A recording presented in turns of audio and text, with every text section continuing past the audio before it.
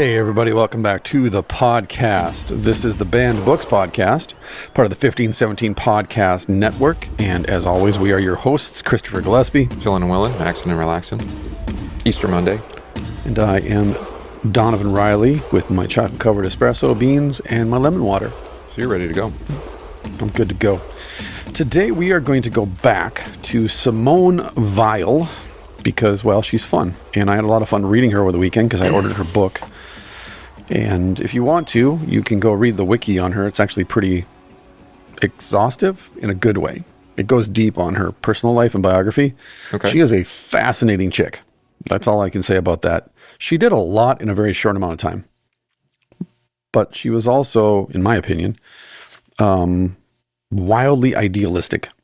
Almost in a sense of, like, Lord Byron went to Greece to fight in a revolution because he just needed one. Had nothing to do with him. He had no investment in it, no relatives. It wasn't his cause. He needed to participate in something bigger than himself. He needed that. So he went and suffered the consequences. But Simone was similar in the sense of, this is my favorite story, actually. So she goes in order to participate in the Spanish Civil War, right? But she's so nearsighted and clumsy that the soldiers wouldn't allow her to go on patrols with her because they were afraid that she was going to shoot them in the back. Okay. Because she could only see people as lumps, like blobs, right? So she accidentally ended up burning herself by shooting a pot of boiling water and then stumbled into a fire and hurt herself a second time. So that her parents, who had moved with her to Spain in order to keep an eye on her because they were convinced she was going to hurt herself. So she kept insisting that she go on these patrols with these soldiers. And they just like, no, you can't. And if you do, you're not allowed to carry a gun. So she's a fascinating character, really. She's almost like a Don Quixote in a certain sense, and yet kind of like a Lord Byron, like I said, in a certain sense, and yet there's a certain, I don't know. I respect her at that time in particular to be a woman in that era and just get after it. So anyway, Simone's an interesting cat. Like I said, if you want to check her out, go check out the wiki on it. I don't agree with a lot of what she writes, but yet I really appreciate the fact that she's a wordsmith. She chooses her words carefully. And when it comes to idolatry and evil, she is really in the pocket, I think. Well, I wanted to talk about idolatry at some point anyway. Here we are. Well, because we, like you preached on fear yesterday, I've been thinking quite a bit about fear. I looked it up in the dictionary this morning, Oxford English, and the archaic use of fear is reverence. But that's no longer used. Well, but it's used all over the place in the scriptures, right? The fear of God, right? It's like, yes, it's fear of judgment, but it's not just fear of judgment, right? It's also that healthy, I'm trying to find a synonym, fear, reverence, what would be another word to say where you listen to him and you trust him? Well, actually, yeah. The only analogy I've ever thought of that's adequate is just the way that my children look at me. And interface with me, which is, I like that. They do fear me, but they fear losing my confidence in them. They fear losing my sense of, I'm proud of you. So the worst thing that I could say to one of my children is that I'm not proud of them, or that they've done something that causes me to say, I'm not proud of what you've done. Because their reverence for me is such that they know I'm not a god. They know that I'm not like, superhuman. But in their eyes, I am. Because I'm their father. Well, and that's why this archaic use of fear, I've seen the way that people, if you want to do that archaic reverent fear, we have that for certain authorities outside of God, in not a healthy way. Right. And it ends up pointing towards a kind of idolatry where... almost like phobia, like a phobos type of fear. Well, it's when a phobia becomes a god. Right. Well, I think that's when it becomes a god, is when something becomes phobic, because now you're no longer rational. It's all emotional. Oh, yeah. I had a funny... So rather than revere something that you fear, revere in the sense of, well, I don't want to disappoint God. I don't want my Father in heaven to say to me, you have turned your back on the cross. Or you have pushed aside my gift of grace to you. And this has hurt our relationship. And I think that's key, right? Is that with your children, their greatest fear is that the relationship between themselves and you is fractured. So it's that fear of loss of relationship, that mutual trust and and respect and love, but also the sense of I look to you as a kind of compass And so without that, I'm lost. It's like I talk about, I got baptized when I was 28.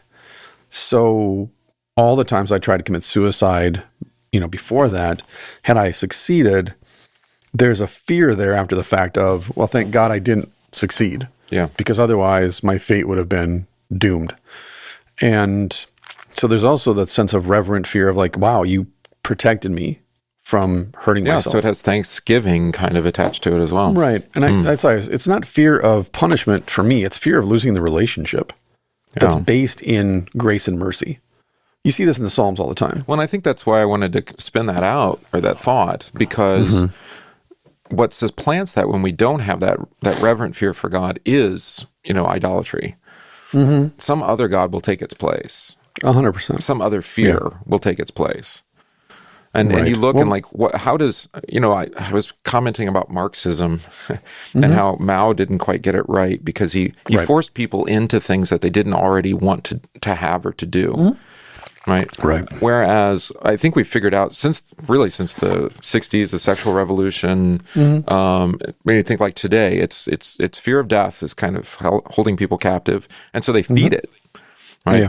And then also prosperity, right? The fear of loss of prosperity, I think, is probably more importantly, or because we equate prosperity with those means by which we might prolong and extend our life. When it's all that classic idolatry, then it's the Baal and Asherah, it's the fertility gods. Correct. It's not really new. It's never new.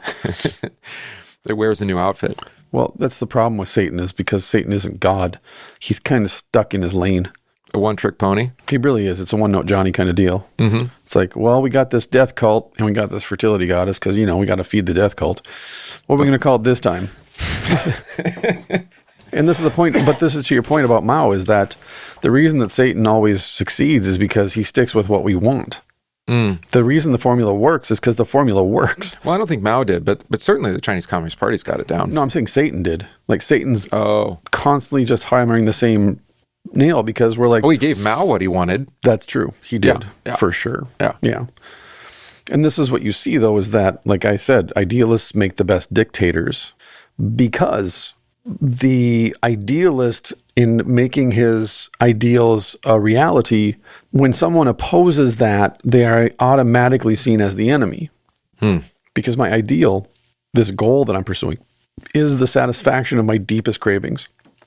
And therefore, anybody who stands in the way of me satisfying that craving is, as a byproduct, evil or bad or malicious or hateful, you name it. But if it's your deepest craving, then it's inherently selfish. Correct. Which is why the whole system has to be rigged to turn selfishness into a virtue. Oh, so everybody else has to do... Which is why everybody else is responsible for my health. That's what I was going to say. Yeah.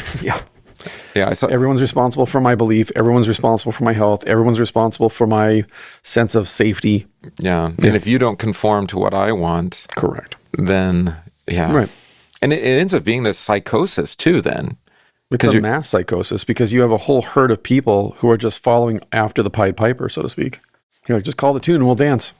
Right. Well, then there's that word idolatry. Then people are really uncomfortable with it. It's the same way that we talk about demons and angels, right? And they're like, what are you talking about? That's just weird spiritual mumbo jumbo. An idol is like, I don't know, like somebody with like 14 hands and things. As long as it's something bad, you can, Well, I was going to say, as long as it's something bad that everyone can agree is bad, we're cool with that idol. As long as it's universally condemned. Got it. Correct. Like if you have a congregation of, and this is just me having fun. So let's say you have an entire congregation of either Democrats or Republicans, or at least predominantly one or the other. Then idolatry is going to be, you quote unquote worship the other side's candidate. And therefore, like we saw with the run up to the election in 2020, people attached their sense of meaning and identity and well-being and safety and security and health to a person. Yeah. One candidate or the other presidential candidate. So then everyone who votes for the other candidate is automatically guilty of false belief because we've elevated politics to the level of religion. Turns out the idol was actually a lot bigger than one person. Yes, it always is. Yeah. In fact, we could argue that those two people are just two arms of the same idol. Speaking of many arms. Yeah, maybe, or at least they're just figureheads. They're representatives. They're like the priests. They're totemic, right? That's the purpose of a totem pole, or just totems in general. They're totemic. They represent something. Okay. Yeah, they're a symbol of something greater than themselves. So as a consequence, an idol, like you said, we think of idols as, well, that statue in the museum of some pagan god from the Congo circa 800 AD or something like that. With feet of clay and legs of bronze and all that. And we can even talk about idols in terms of credit cards or alcoholism and drug addiction, or, again, sins in the abstract, evils in the abstract, idols in the abstract. And relatively universally acknowledged. Sure. And also overeating. What are you going to do? Oh yeah, we're already slaves to them, and there's nothing that can be done. Okay. It's too big. What are you going to do? What are you going to do? Not bank?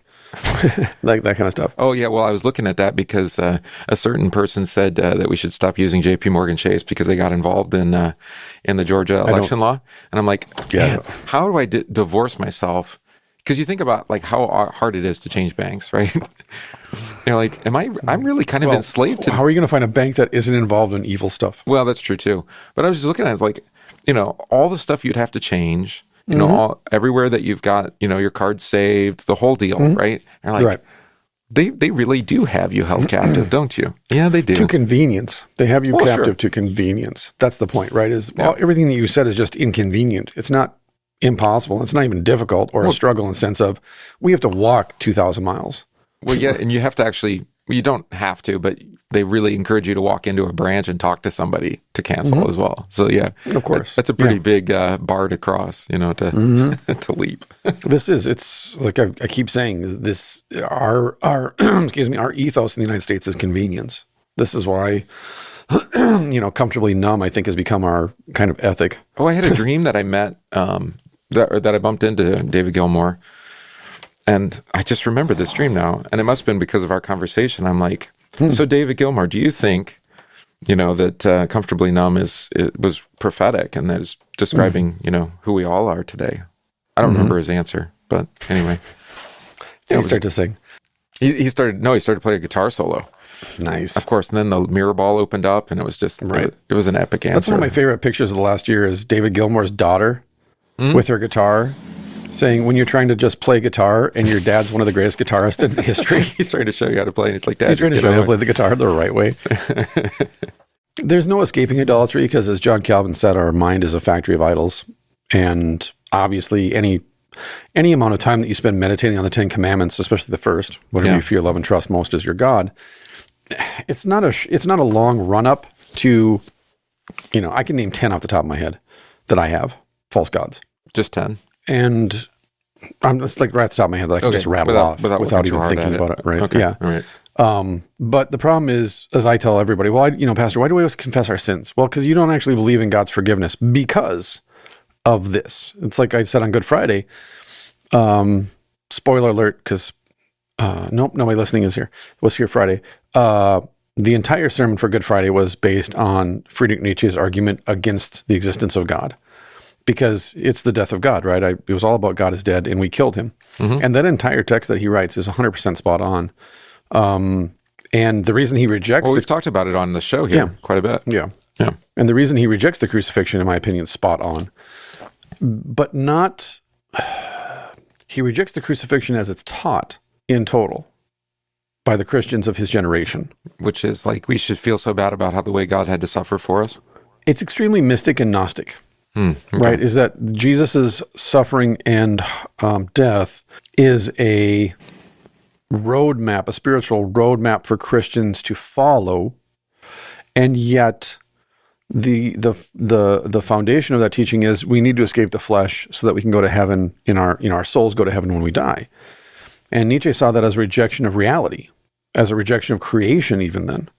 Which you and I as Lutherans would say, 100% you're denying reality because you're basically arguing that Jesus' death and resurrection was purely spiritual.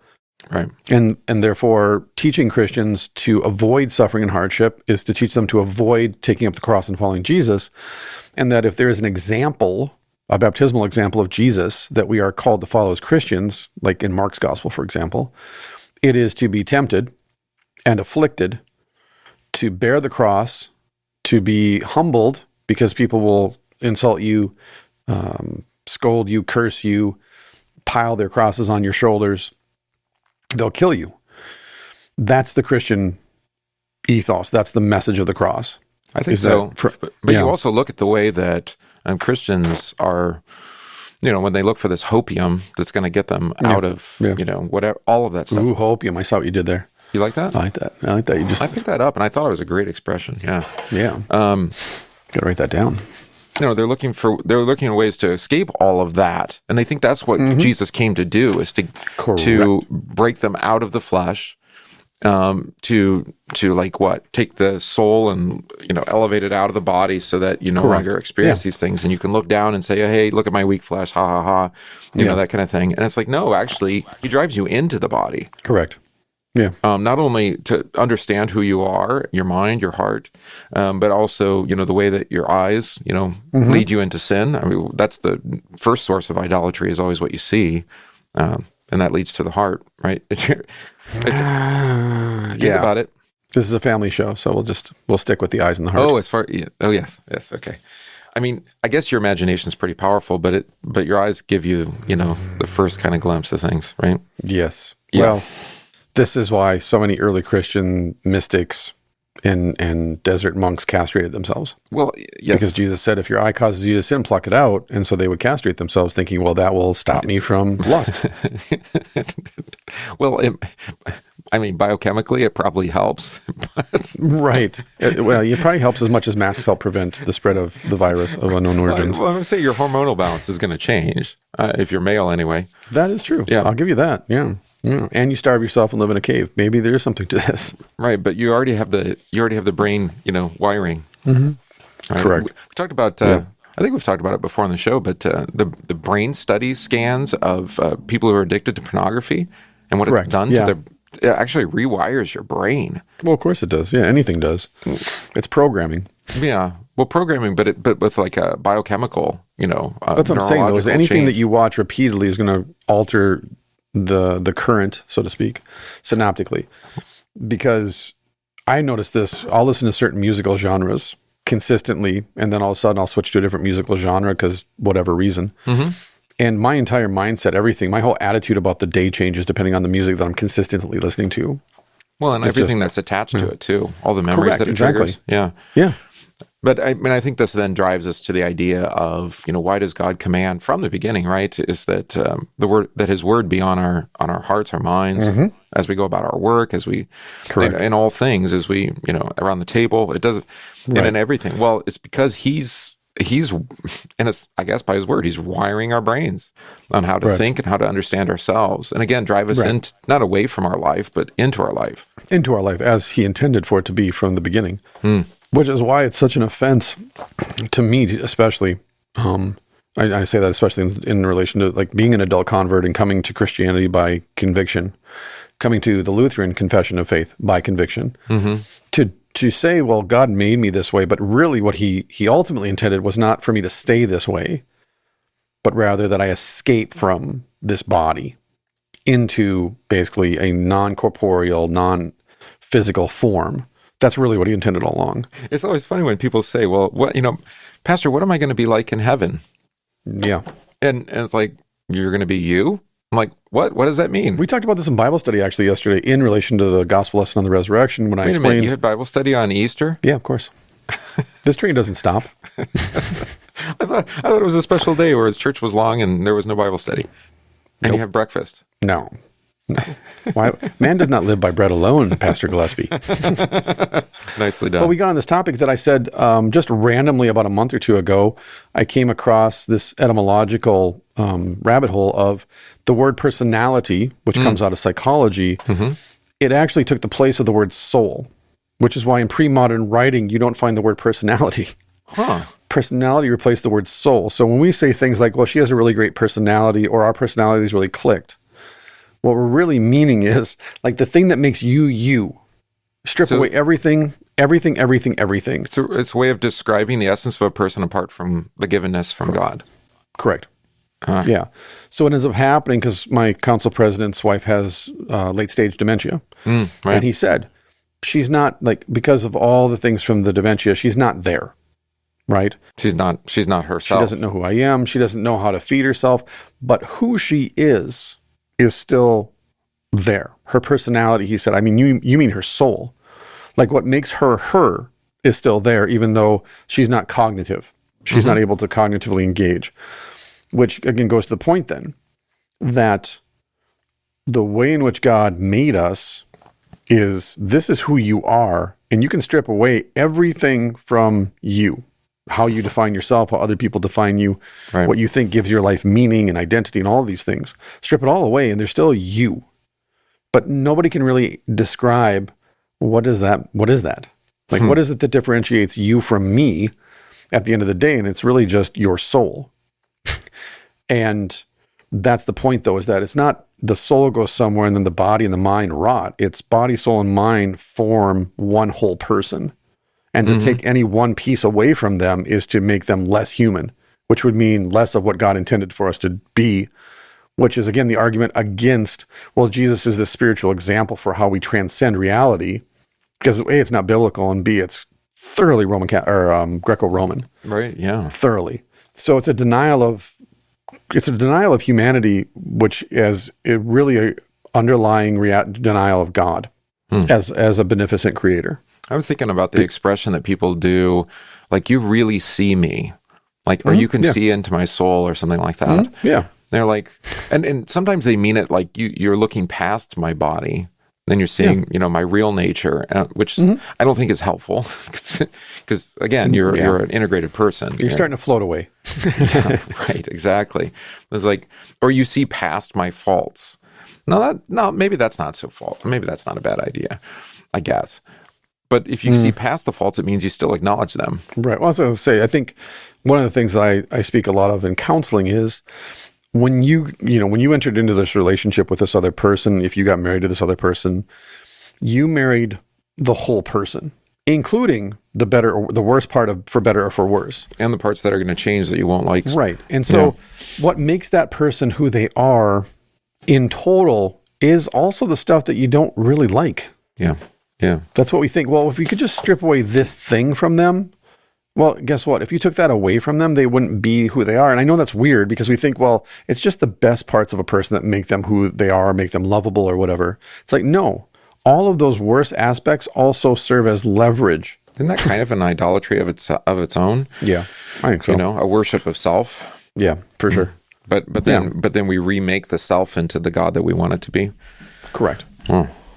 Yeah, that's interesting. Which brings us around to then Simone Weil, Grace, and Gravity and Grace. You got it. I got it. It got here in 2 days. Is it is it public domain? I think it's in the public domain now. Who did the printing? Is it? This is from Rutledge, Taylor and Francis Group. So a small publishing house. I think we've read stuff from them before. Probably. It's not that expensive. Again, one of my gods got it to me in 2 days. So. Oh yeah, he's worth a lot I of money. said to my wife, we can make it through this vaccine stuff until Amazon cuts us off, and then we're in trouble. That's all right. They got their drivers, going without potty breaks. So I saw that. Amazon commercials are my favorite now. The ones on YouTube. Where they try to justify their existence. Yeah, the testimonials of real workers. It's the best job I have ever had. I have never had a better job than this one at Amazon. Where the AI is tracing my movements around the entire factory all the time. That's right. Yeah. and giving me productivity scores. Oh, sounds fun. No. So this is Simone Weil, Gravity and Grace, Idolatry, pages 60 and 61. Idolatry comes from the fact that while thirsting for absolute good, we do not possess the power of supernatural attention, and we have not the patience to allow it to develop. So there's another one of those. That's it. Good night, everybody. We'll talk later. I read this like 5 or 6 times, and then I had to walk away and think about it for the rest. I texted you right away. I'm like this is just one sentence. Right. Absolute good, meaning for us that would be whatever is of God would be absolute good. Well, I would say this. It's absolute good from our perspective. And therefore, our idea of God reinforces that perspective of what is absolute good. Not necessarily because you and I would argue, well, there's only one thing that's absolutely good, and that's the death of Jesus for the sin of the world. Yeah, we call it the day, Good Friday. Yeah, that's why I call it good. In fact, that's why I pointed out that our murdering God is why it's called good. Because he actually chooses to allow us to do that violence to him in order that he can actually replace violence, defeat violence with forgiveness. Well, it really brings the phrase, all things work together for the good of those who love him. Correct. Into a powerful relief there. It's one of those things when you say it, even when I wrote it, it's like he chose to allow us to do violence to him, to treat him as our sacrificial lamb, so that he could forgive us once and for all for doing that. It's our violence that brings about our redemption, which correct. And you're like, down. But isn't there a better way? And he's like, no, it's just who you are. Again, the personality thing. So it's just who you are. Right. And that pattern's been established from Adam. I mean, you have Cain and Abel making sacrifice right from day one. A little bit. So the need for there might be a little bit of precedent. Yeah. The need for sacrifice to make atonement is right. It's a universal message of the scriptures. Yeah.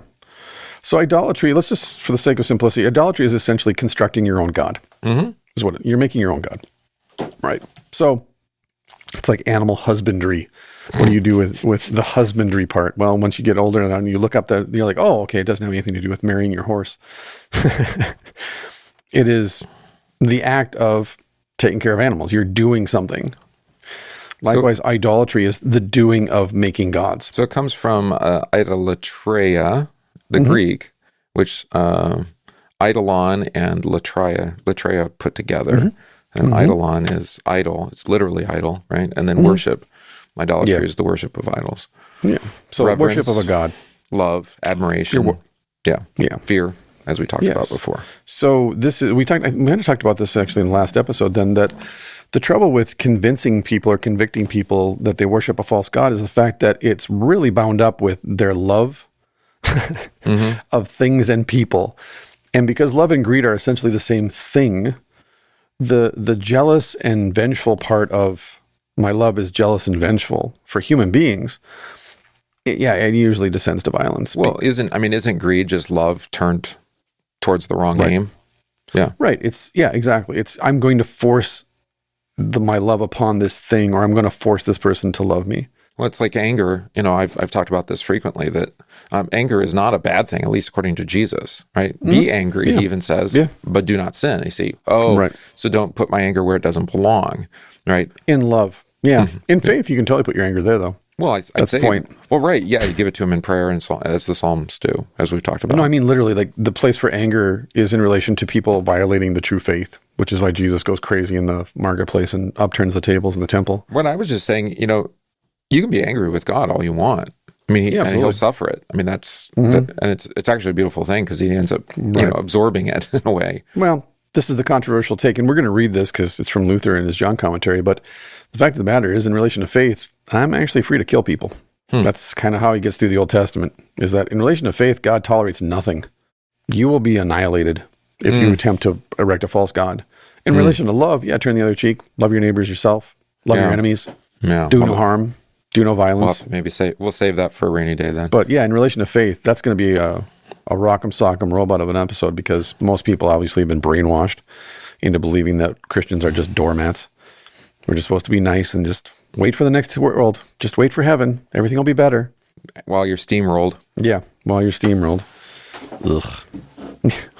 Don't commit suicide. Just let other people do it for you. So idolatry comes from the fact that while thirsting for absolute good, we are thirsty for the absolute good. We do not possess the power of supernatural attention. That is, that we want to be God, knowing good and evil, but we are not God. And we actually don't stick with it. Right, that attention word. Exactly. Because we just chase after God. I mean, we have a whole series of them, and it's whatever fits our fancy today, but we're not even that devoted to the ones we create. Right. Well, because they only need to last for a season, because I'm only here for a little bit of time. Oh, okay. So just get what I need from them and then check out and let my kids worry about what God they're going to worship and what their God's going to provide for them. But I think that's the thing, is that, thirsting for absolute good, I automatically go to the Lord's Supper. Or just hungering and thirsting for righteousness in relation to the gospel. Yeah. I might thirst for that good, and I may even confess in faith that is absolutely the absolute good. But, as you just noted, I don't have the attention span or the patience to allow that to, as she writes, develop. Meaning, well, I can't wait till Sunday. And rather than just call the pastor and say, hey, pastor, I'm really struggling right now. I need the sacrament. I need some gospel. Instead, we don't do that. We run the other direction and we try to find something that's going to, well, essentially assuage my desires Right. for good. And then I'll say, well, it's God's will. Which is a false god. Which is a false god, right? We talked about this also in the readings on Monday, Thursday, maybe. The sense of, well, you had Abraham had circumcision, Noah had the rainbow, Gideon had the dew around the fleece. These are all signs, but Jesus is the one time for all time sign that they were all pointing towards. They're all pointing to the promise, the promise, the promise, and then Jesus shows up and says, "Well, I am the promise in the flesh." Well, the point is with those signs, you don't know that unless he tells you. Correct. Right. So he shows you, tells you. I mean, I talked about this with Jonah on Saturday night. It's just, how would you know that Jonah being in the belly of the fish was a sign of the resurrection unless he told you? Jesus told you, right? Yeah, you might make the connection, but then he says, no, that was a sign. Jonah himself and his life is a sign of my ministry in life. Correct. And life out of death, really. Like, oh, okay. And he does that with a lot of things. Right. Yeah. And that's such a great point because Jonah is such a great character study in selfishness. Oh, I know. And God basically saying, no, you're 100% going to do this. He's like, I'm positive I'm not. And God's like, you're totally going to do this because you're a sign. And I like the way you describe that because it offends me at a deep level, the way that you phrased it, in the sense of like, well, I don't really have a choice. This is just, he's a sign. God's going to use him. There's the word there, use, right? That we're just tools. We're instruments of God. And like we talked about a lot, we believe that we have personal agency in relation to God and our salvation. Right. And to be told that you're a sign of God's ministry offends because we don't have a choice. Well, instrumentality, it is maybe less than willful, but it is still being given to. I mean, you're being blessed. You just don't see it as a blessing. Right. Exactly. I want a choice. And certainly Jonah didn't experience it as a blessing. He's like, throw me overboard. Right. Exactly. Like, oh well. Right. Well, at the very least, let me pick which city I get to go to. Not those people. Right. We talk about this as pastors all the time. Pastors all the time are like, well, your will be done, but at least let me have a hand in which congregation I choose to serve. Or at least a decent paycheck or something. Don't just throw me out at a congregation. Yeah, exactly. Something. Yeah, exactly. Throw me a bone here. We want to vote. So Vile continues, lacking idols, it often happens that we have to labor every day or nearly every day in the void. We cannot do so without supernatural bread. Idolatry is thus a vital necessity in the cave. Even with the best of us, it is inevitable that it should set narrow limits for mind and heart. Oh, it's so good. So because it's limited to our perception, to our senses. Yeah. We can't imagine something more than what we can taste, feel, experience. And our perception is a fundamental denial of reality. That's why it's called perception versus observation. The idea of objective reality, it's a great idea, but how is it actually experienced? It isn't. It isn't experienced. It's not. No. Yeah. It's known. And I would known by supernatural revelation, right? By God's own revealing, but not by... Correct. I mean, this is why we've talked about this with the philosophers. Aristotle would be, a great example. And you're just like, I mean, he does seem to have a pretty powerful or keen sense of observation, of higher realities, but they're still so limited. Right. In relation to what we would call, the real divine. Speaking of idolatry, guess what today is? My wife just texted me. It's my ordination anniversary today. Oh, I was going to say it's Easter Monday, but whatever. More importantly than Easter, it's my ordination anniversary. Hello. How many are you counting? What? 13. 13. Yeah, I've been doing this for 13 years, which is longer than I've ever done anything in my life other than be married. Isn't that something? I was like 5 year. I had a 5-year cycle going until I got into this, and then I'm like, yeah. Yeah. And now everything's kind of sticking around. I'm still a dad. Yeah, good luck changing that. Exactly. Despite my best efforts, I am still a father. The coffee business is on 6 years, so I broke that cycle there too. Look at that. It's just to the point. It's just weird to me. Again, because she texted me. I'm like, there it is right there. Perception is like, I just don't care if it's my ordination anniversary because I stopped counting a long time ago. Same thing with sobriety. I don't count sobriety birthdays anymore, anniversaries, because today's today. And if I spend too much time looking backwards, and we talked about this before too, but when I spend too much time in the past, I can start pulling out all of the days I wasn't sober or all of the hours I wasn't sober. Same thing with the ordination. Like I can very clearly name at least 50 off the top of my head, at least 50 examples of the past 13 years where I muffed hard. Like I took a giant divot out of the course. Mm-hmm. Right. As a pastor, you're like, wow, I can't believe that God still let me be a pastor after that, or my congregation for that matter. I would argue for me, it's like 6 or 7 years, but anyway, yeah, pretty consistently. Just off the top of my head, I can name 50. But notice how she says here in the first paragraph, she uses the word thirsting for absolute good. And then in the second paragraph, she says, we cannot do so without supernatural bread. You think the sacrament is in the background here, huh? I know it's huge. I know it is because she was baptized in the Roman Catholic Church, but refused to ever join the Roman Catholic Church. Oh, okay. I don't think we knew that in the last episode. No, we didn't. It's in her wiki where she got baptized. And again, she agrees with the doctrine of the church to an extent, but she disagrees with the institutional dogma of the church. Yeah, and obviously the history of the Roman Catholic Church in Europe, she's well aware of that. Well, and in France, it was effectively at this point still, the state church. And Spain. Yeah. Think about the way it was in Spain. And then she came to the United States. Even more so in Spain. Yeah. Yeah. So it's, again, like we talked about in relation to Flannery O'Connor, the sacraments are all over Flannery O'Connor's writing. Mm-hmm. They're just not explicit. No, this is even more explicit than that. It is, right? Is that she recognizes there's some objective facts to the Christian faith that are non-negotiable, even as a Christian mystic, as she's been labeled. The bread and wine, thirsting for, the absolute good and knowing that we can't escape idols without supernatural bread. She's basically saying you need to fix your attention. You need to literally fix your hands and your mouth around something that's real, concrete, objective. Right. You can't just float through life on your perception of things and say, well, if I just pay attention to the cross, well, you lack the attention span to do that. You lack the power to do that. Even just the imagination. Well, right? If I'm just patient, yeah, exactly. Just the imagination. You just don't have the patience. Focus on the cross. How long? Forever. I found this with catechesis that people have kind of a shallow view of the revelation that it gives. Now, I mean, we've talked a lot about not speculating, but on the other hand, it's like there's often, you bump into things like 3 days or 7 days or, some of these patterns or pictures 3, 7, 21 and so forth. Yeah, exactly. So you see it with like numerology or whatever, and like use your imagination there. Jesus wants you to see him in the preaching of the word and in the giving of the sacraments. So, So when you go through the Bible, maybe like every time you bump into water, you might think, hey, does this relate to baptism in some way? Right? Maybe it's not one-to-one or whatever. We've distinguished between what we call sanctified speculation, which is just, listen, the words of Scripture set a boundary. Stay in the boundary. Like you said, whenever water comes up, does that relate to baptism? Those are biblical precedents. These are biblical paradigms. Delivered through water, right? Right. Versus every time you read about water, it somehow gets transcribed into some analogy from your life. Right. That is separate. Because we had this conversation yesterday too at Bible study, that anything that doesn't point to Christ, but is considered or treated as sacramental, has to be questioned with extreme scrutiny. Because really, like we were talking about snake handling, because we read the end of Mark, and I was pointing out, because every Bible has that break, like this is really the end of the original manuscript that we have, and then this stuff that comes after, this is a different voice, it's a different tone, different grammar.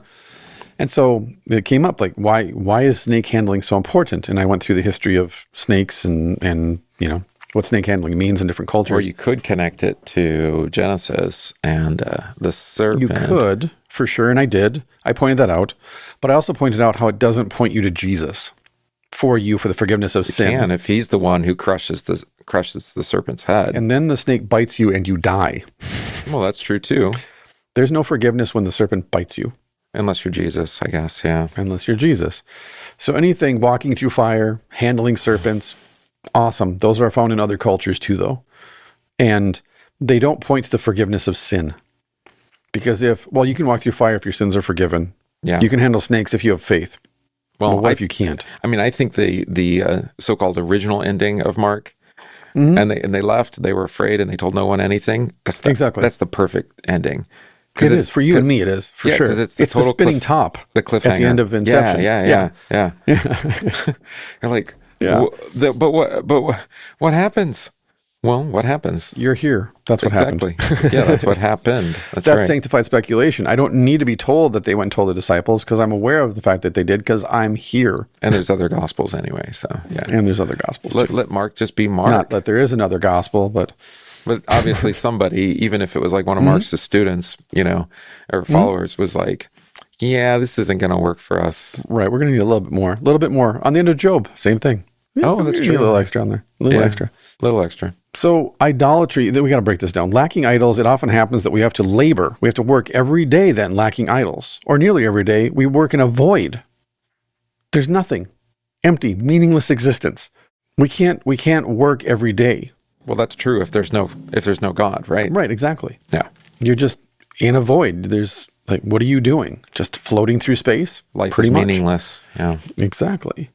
Idolatry is thus a vital necessity, and this is the key thing in the cave, pointing back to Plato, shadow and reality, is that idols are a shadow of God, but they're not a real God. Just the same way that shadows in a cave are just that. They're a shadow of reality, but they're not the person Kind themselves. of like Paul's expression that when we look in the mirror dimly, right? That there's something about the idol that is, what do you want to say, true but corrupted? Is that a fair way to put it? Right. Well, there is a God. That's true. Yeah. Just not this one. Right. And that we're built for worship. That's true. Yeah. Just not this way. Right. So even with the best of us, it is inevitable that it should set narrow limits for the mind and the heart because it's not a real God and therefore not infinite and not eternal, not almighty.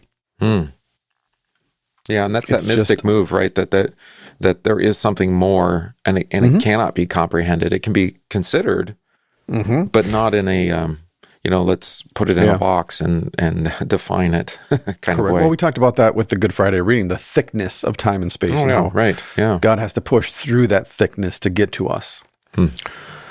Ideas, she writes, are changeable. They are influenced by the passions, that is, by your cravings and desires. They are influenced by your fancy, your cravings and desires, by fatigue. So whether you're having a great day or having a bad day, these will influence then your desires and your cravings, and therefore your ideas will change based on where you're at that moment. Yeah. Activity has to be constant. It has to continue each day and for many hours each day. Motives for our activity are therefore needed, which shall be independent of our thoughts, hence of our relationships. Idols.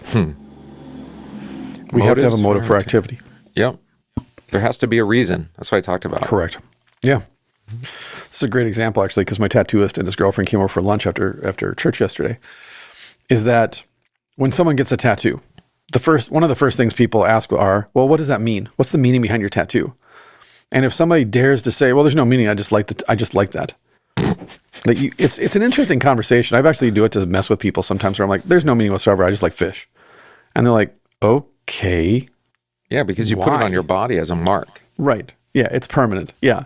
And they're like, yeah, I just like fish.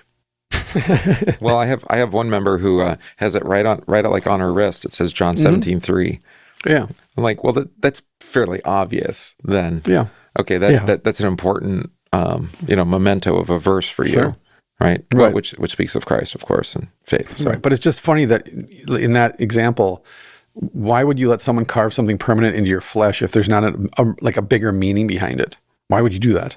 Like the expectation of the person who's looking at your tattoo is, well, there has to be meaning behind this. It has to mean something.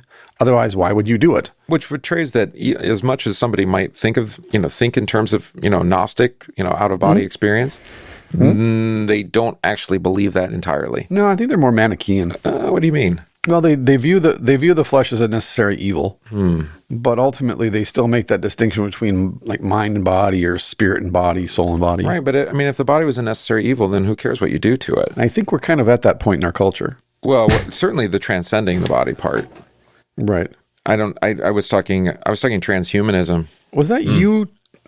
Well, to your point, was that you or somebody else? Anyway, I was listening to something this morning that, it was, Rogan was talking with Watson. Yeah. And they were talking about how at the end of every civilization, gender roles flip. Oops. Like you can track it through history. The end of every civilization, at the very rock bottom, gender roles get all scrambled up and mixed up, and men become women, women become men, and then you have women and men claiming that they're not either gender. And you can actually track this through Greek society, Roman society, European society, all the way through to the present tense. Well, I was thinking about who is it? Always that uncomfortable stuff in Gladiator, right? With the usurper.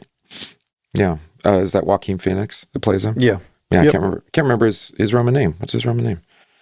Yeah, whatever. Great. Now you're going to force me to remember Marcus Aurelius' terrible choice. Yeah. Yeah, it's true. And you look at it and like, Commodus. Just what a perfect name. I know. I laugh at it. I giggle like a little boy every time he says it. It's so perfect. It's like the Monty Python. I just watched the Monty Python Life of Brian piece, right? Yeah. Biggest dickus. Just can't help but laugh. Like a child, yes. That's where we're at. Well, and it's also funny because it's like they're writing in Roman graffiti, right? In History of the World part, whatever it is, too. Yes, that's right, yeah. But they didn't write Latin. They wrote in Greek. Latin was the official language. It's just funny. Nerd. I know. It's funny. No, what were we talking about? Oh, how effeminate he is and really kind of non-gendery, I guess. I mean, he's corrupt. He's just corrupt. In many ways, obviously, but that's one of them, and that's one of the indications of it, signs of it. Yeah. Well, if you ever tried to watch the series Spartacus, that kind of comes through there too. Oh, on the show. Yeah, super fluid on their satisfying their lusts. Let's put it that way. Are they presenting it on the show as a positive thing, given our current cultural context? No, they literally present it as if it's almost like, what's that Netflix series with Joel Kinnaman where he comes back, they put his consciousness in a new body in the future, and he's got to hunt down a murderer. You had the rich elites who had all the extra bodies laying around, and then the poor people. I don't know. Cancel Netflix. Yeah. And you could constantly transfer altered carbon. Yeah. Oh, the first season was great. Second season was a disaster. Yes. I never saw the second season because I refused to acknowledge that the first season was great, I thought, especially after the second viewing. It ended up making the same turn as like The Matrix. But in Altered Carbon, then especially the wealthy people, they didn't have any respect for their bodies. They didn't care about being nude or stuff because for them it was just like a sack. It was just like something you put on, right? Yeah. It's that way in Spartacus too, where they just treat their slaves essentially, but even themselves, they don't really treat their bodies with any kind of, again, respect or reverence because it's just, this is what you do. It's just normal. Like, when two wealthy people get into the bathtub and there's 6 slaves, he just starts having sex with one of the slave girls because he feels like it. And the slave girl just stands there and takes it because she's a slave. And if she doesn't, he's just going to kill her anyways and replace her with another slave. Yeah. So how'd we get on this delightful topic? It's so banal, but it's so banal the way that they treat bodies. And in transhumanism, back to your point. Oh, there we go. It's the same. It's the banality of the flesh, that the flesh is just like this necessary thing that we have to carry around with us. But if we can escape it, that's really the ultimate, for transhumanists, the ultimate goal of evolution is to eventually just escape mortality, thus the body. It is interesting because when we heard the Genesis account 1 and 2 on Easter Vigil, and the dominion of man is not given to himself. It's given over the rest of creation. But he's not given dominion over himself. That's actually, God has dominion over man. Which is very interesting. So then Adam and Eve are the stewards of God's dominion over creation, the rest of creation, but not over other men and not over themselves. That's very interesting. Because that's the transhumanist move is that is that we can become gods and that we can transcend ourselves. And in order to do that, we have to escape gender. Because God has no gender, as I was taught at seminary, good old ELCA seminary. God doesn't have a gender. Because God doesn't have a body. Or your gender is not given to you by God. Or your gender is not given to you by God, it's given to you by the culture. And therefore, the disintegration of a society, which usually coincides with, by the way, the death of the gods, is the attempt to transcend the flesh, once again, by arguing in a kind of Freudian sense in the modern context, well, we all have to become kind of gender queer. Like we can't have preferences sexually. Or you at least need to experiment with it so that you can understand the other. That's what I mean. That's participate. Not experiment. It's call to participate in it. Well, because if you don't participate, you don't accept it. Well, you're the enemy. You're suspect. participation in the ethics of the herd are a necessity. So to reinforce the behavior of the herd, because again, ultimately, you know what you're doing is vile. Well, like we talked about with the wiring of your brain, by participating, it changes you. Paul talks about 100%. This explicitly when it comes to, well, that's unintended there, but explicitly when it comes to sexual ethics, and that it's because it's done in the body. Correct. It has, has a different kind of effect upon you. Well, we know, you and I both know people who, as drug addicts, did things under the influence or for the desire to acquire more drugs. They did things with their bodies and allowed other people to do things to their bodies that if they were clean and sober, they would never allow. Right. Because it would violate conscience and their belief that that's against God's will. But you replace the God of goodness, who says of the body, no, it's a good thing, I made that, with a God who is a life-denying God, body-denying God. Then it doesn't really matter what you do to your body, because it's just junk anyways, and after you die, you get to be a soul. So this is connected to idolatry because of the connection to the way that our idols are fulfillment of our passions. Correct. And it's ultimately a denial of the cross. God dies. Yeah, and where our passions die too. We talked about passion in the last episode. Yeah. Huh. So the motives for our activity are needed, which will be independent of our thoughts, because then it becomes like that cycle, that kind of circular logic of, I think it, therefore I do it, and doing it justifies me thinking it, and I just keep going around. Or I want it, yeah, and so then I create it. Correct. But then I need the it. The Hegelian dialectic. Yeah. Yeah. You actually create a crisis for yourself that only you believe you can solve. I have this problem with stuff. So I need the stuff, or I want the stuff. I get the stuff. Now I need the stuff, and I can't get rid of the stuff. And you're like, well, now you need more of the stuff. Oh, no. Now we need new stuff, more stuff. Oh, Replace yes, the stuff when the stuff 100%. breaks. You're like, can we just break the cycle? No, because it started with want and now it's need. Correct. And also you're in a society, again, of convenience. It's a convenience store society. Why would you break out of our ethic? Why would you reject our ethic? Here's a crazy stat. This is a crazy stat, and it's almost universal. I mean, you get a job, even just, it doesn't even have to be a great paying job. If you invest 70% of your income for the first 7 to 10 years you work, you'll never have to work again. Yeah. Now, I mean, that's easier to do if you have a high-paying job, I suppose, to live modestly. I mean, I look at it, I'm like, 10 kids, what I make, 70%, no, we wouldn't eat. Okay. Yeah. So let's not do that. Right? But you look at it and you're like, really, that's how much we effectively waste, or that we burn through, I guess. It's not necessarily waste. It might be useful, but... I have a teammate, actually, this past Saturday, we got done training, and I was talking with him, and he did something similar where he essentially invested 70% of his income from the time he graduated college until he's like 30 right now. Yeah. He paid off his student debts from college because he invested, like I said, almost 3/4 of his income in just that.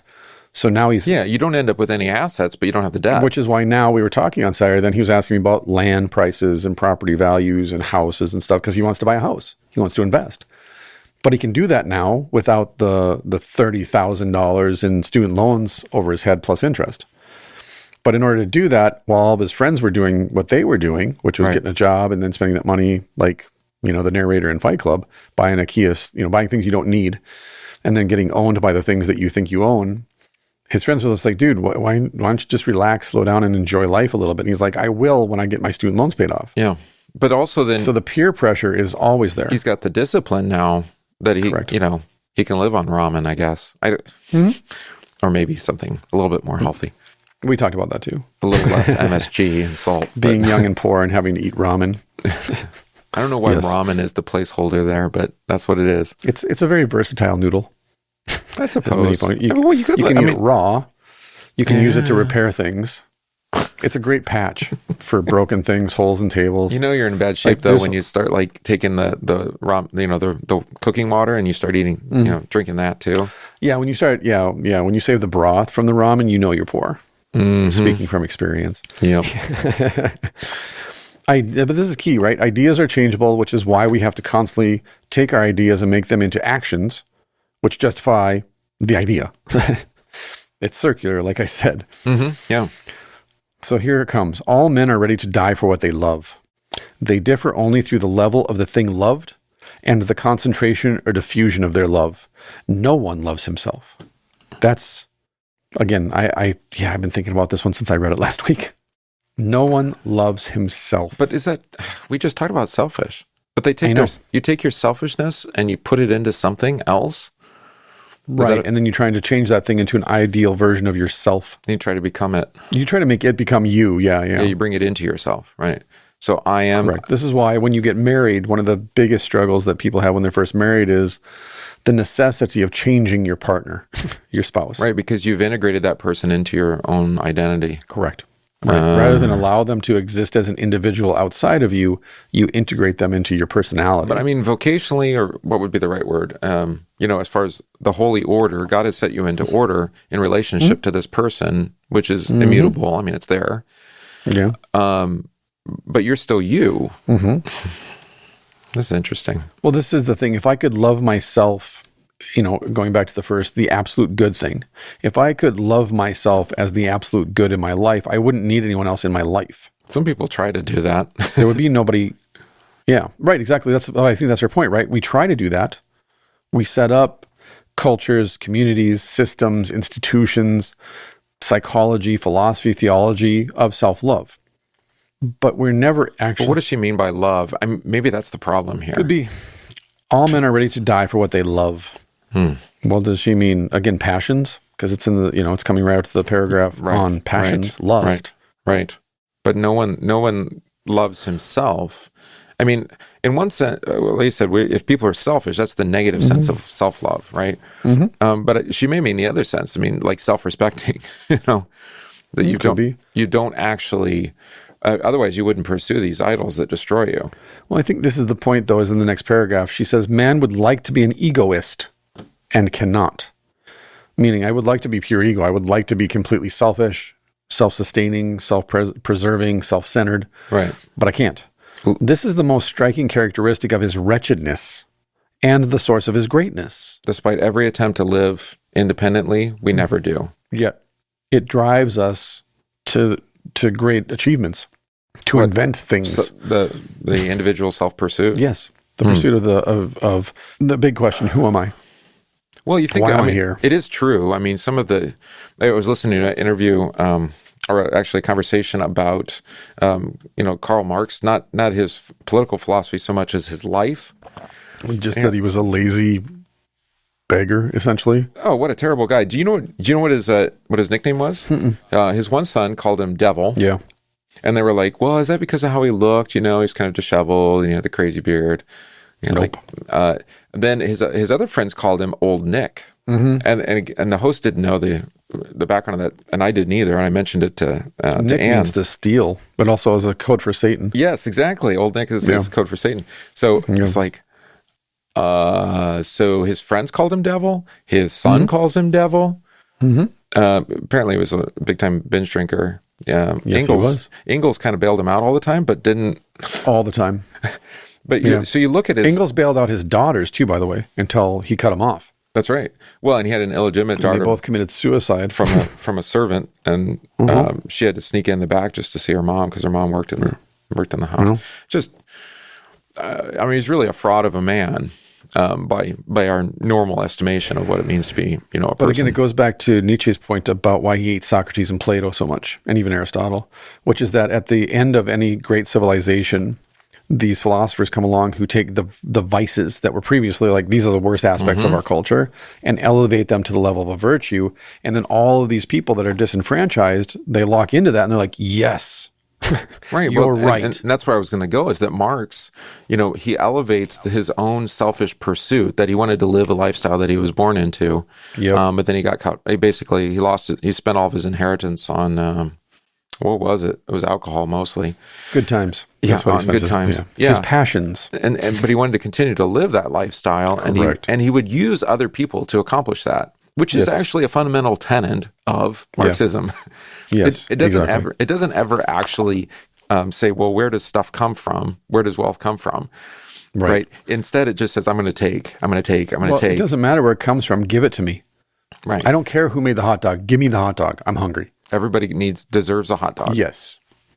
So long as I get the first hot dog. Yeah, well, that's also true. There's always somebody in charge. Well, this goes back to her point, though. No one loves himself because it's impossible to be a pure egoist. So that's my point, is that Marx could not live in isolation, either of his own passions. Right. He's like Diogenes, right? We talked about this in relation to Diogenes living in his barrel. You kind of need a city around you to take care of you because you have no discernible income. You have no means of getting food or drink. You have no protection. So all these people provide this for you. Mm-hmm. And same thing with Marx. That's ultimately... If there's no Engels, Marx just starves to death or dies in a gutter. Yeah, we wouldn't get all of his... anyway, them hundreds of millions of people. Nonsense. That died as a consequence of his really terrible ideas. Yeah. By the way, if you ever wondered what happens when you elevate vice to a virtue, hundreds of millions of people are executed. That's what happens. And which proves the fact that it's a vice, not a virtue. Oh, the death of people? Yeah. Yeah. Usually, good things don't promote the execution of people who disagree with you, which is why guys like MLK kind of get vilified in the present tense, even by people who used to be big supporters of MLK. I was thinking about this in relation to Christian martyrdom then, right? Because it's not self-sacrifice, right? I mean, it's almost like that violence that's an unfortunate consequence. I hate to use that word, unfortunate, but I mean, yes, it follows, but it isn't good. Although the church does seem to do better in times of martyrs persecution and all that. Yeah, I know. Right. I'm just thinking about your thought there. But Marx could not live independently of other people. He was actually completely codependent, not only on Engels, but, because he was a slave to his vice. Right. Well, he's a loser. Ultimately, yeah. Let's just put it as simply as possible. He's a loser. And therefore, he appeals to that kind of mindset that says, how can I do as little as possible and yet still enjoy all of the benefits of society? Universal basic income? Yeah. Basically. Well, God made us for work. I mean, that's part of the problem with the whole, I think, Marxist agenda is that you're like, wait a minute, no, having robots do everything for you and sitting around. I mean, we've seen WALL-E. Right. We know how this turns out. Well, the struggle isn't with work. The struggle is with the kind of work that you're doing. Oh, that you just don't like it? When you have mindless, like humanity-killing work, it's dehumanizing and kills your soul. Of course you're going to hate your boss or you're going to hate the system you're in. Well, no, I spent K through 12 learning how to live that life. Exactly. That's what I'm talking about. The factory model of anything. Oh man, it's just right. It is soul killing. The word factory and schooling should not be in the same sentence. I know. Well, it's used pejoratively that way. Hopefully, I catch bits and pieces of this movie from Pixar, Soul. I don't know if you've seen it. Yeah, right. Just again, same with me. Clips. Yeah, because Naomi seems to like it. I like the music, but it's all this Gnostic mumbo jumbo. Mm-hmm. But it does actually. I got a little bit this morning. I'm like, oh. They're talking, there's a little rant about how, the school just programs people into these boxes. And I'm like, yeah, you're actually right. I mean, of course, people making an animated feature film are going to be artists and they probably all suffered under some kind of oppressive, what they view as an oppressive factory model. But, So this is the most striking characteristic of his wretchedness then. The fact that he cannot escape his own ego and yet kind of wants to live there. Right, but then, the source of his greatness. I want to be more than I actually am. This goes back to perspective again. My ego, which is just the old Adam, let's put it bluntly, the ego is just another word for old Adam, sinner. Sure. This is who I want people to see me as. This is how I want the world to perceive me. This is the reality that I want to put out there in the world for people. Versus, just reality, which is, that's not who you are. And I don't care. Right, but I can fly by flapping my hands. And reality is like, no, you can't. But that greatness is, if you don't have an ego, you ultimately don't have imagination. Correct. You never invent the airplane because you figure, well, I jumped off the roof and crashed to the ground and broke my arm. Guess I can't fly. On to the next thing. Yeah.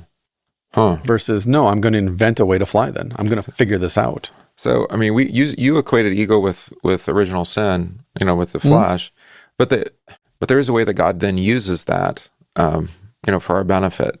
This goes back to Jonah, yeah. Well, yeah, he uses it for his benefit because, what else has he got to work with? That's true. Man always devotes himself to an order only, unless there is supernatural illumination. This order has as its center either himself or some particular being or thing, possibly an abstraction. It's almost as if she was listening to the show when she wrote this. I have no idea what she's talking about. Yeah. Right. With which he has identified himself that, for example, Napoleon, his soldiers, science, or some political party. It is a perspective order. So this is another way of talking about, man is built for worship. Right. You could say man is built for order, to live in order. Same thing, though, isn't it? But what are you ordered under, right? Correct. Yeah. Because ultimately you're under. I mean, nobody's at the top of the pile.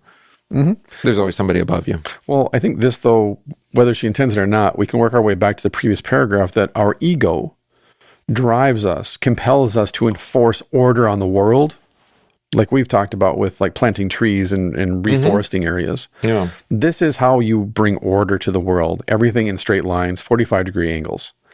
And then God invents something and you're like, that is chaotic. I'm sorry, that's not orderly at all. No, and it's like, you can see this in architecture. You had Trump, right? Like in his last days, issued the executive order. Biden already revoked it, but, about a ban on, what was it? Like modernist buildings, modernist federal buildings. No kidding. Yeah, no, he had he even like created some kind of institute that's probably been also now just, canned. Right, to like encourage neoclassical architecture again in federal buildings.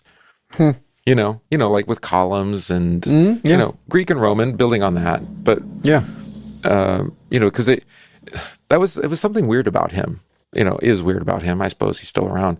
Is that he has this sense of, I don't know where he got it from, but that we need to be built upon. We're always built upon our past. You can't transcend your past. You need to embrace the best aspects of it. Right. Well, and I guess connected to Marx, right? Is that you can't build back better unless you just say we've destroyed everything that came before. Yeah, exactly. Yeah.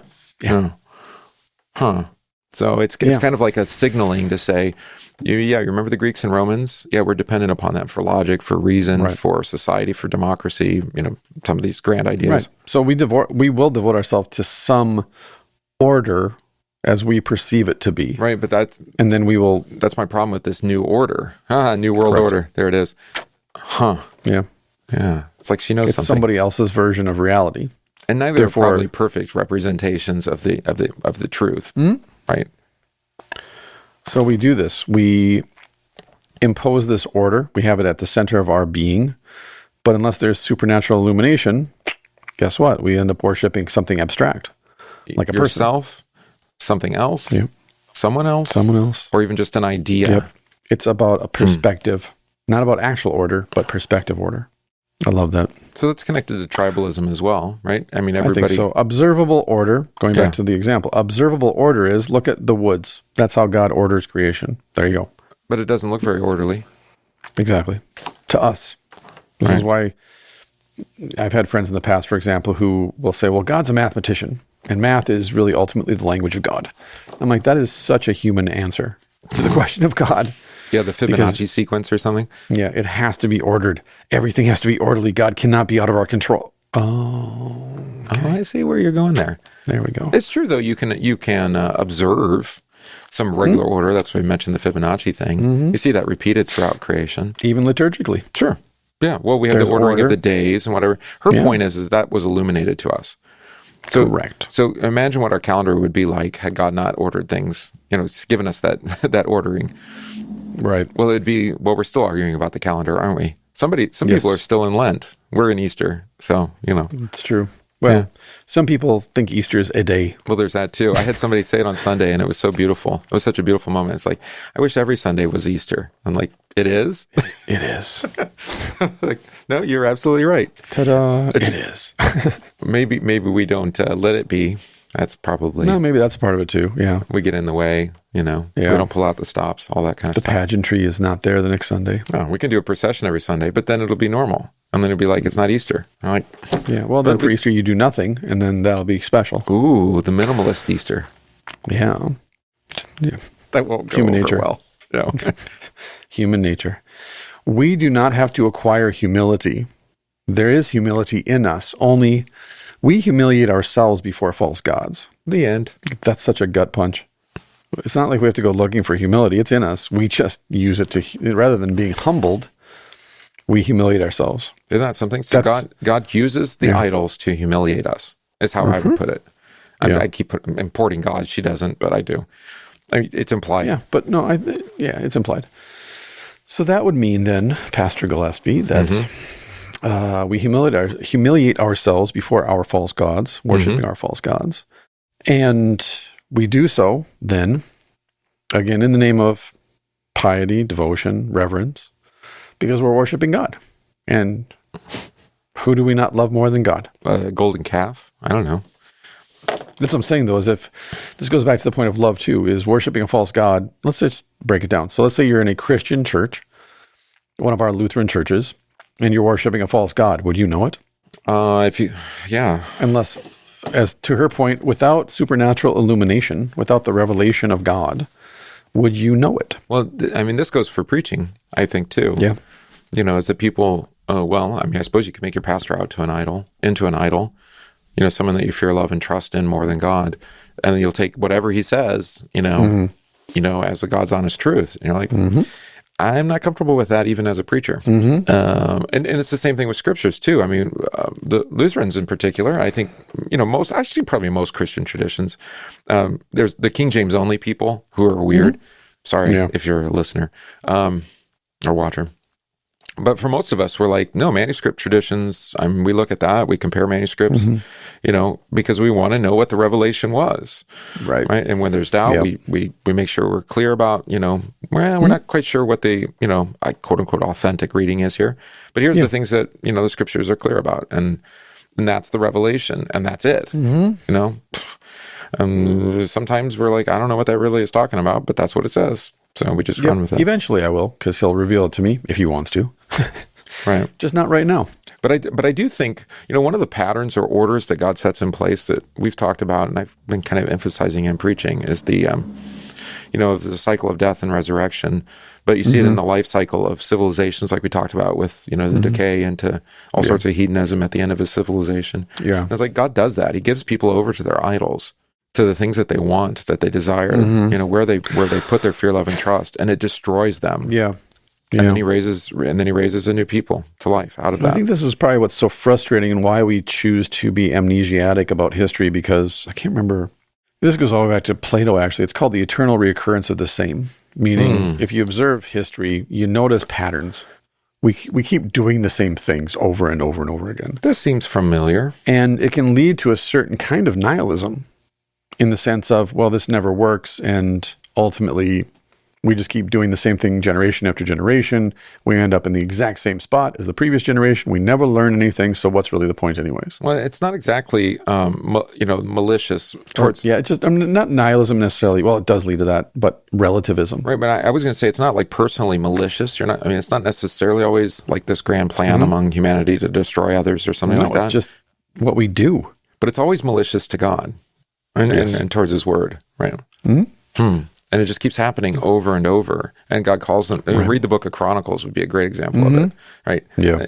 That cycle of falling into idolatry, false worship, being brought to repentance by the Lord, they repenting, finding God's word in the temple again, celebrating a Passover, which we haven't done for a long time. Hey, that's great. And then intermarrying and da-da-da-da-da, right? And it's just like, and I think we see life-death cycles even in local congregations. We see it in our country right now. This country's young, so we haven't been through that much, actually, historically speaking.